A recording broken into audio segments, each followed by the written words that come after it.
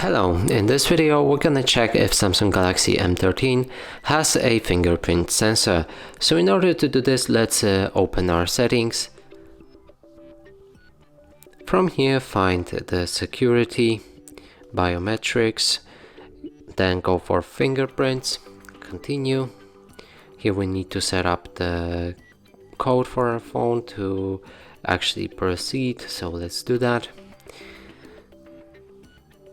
Now it will take us to the fingerprint scanning, and it means the fingerprint scanner is right here on the side of the phone. It's this thing. So now let's put our finger onto it just to confirm it, and yeah, that's the fingerprint sensor. And that's it for this video. Hope you like it. Please consider subscribing to our channel, leave a like and a comment below.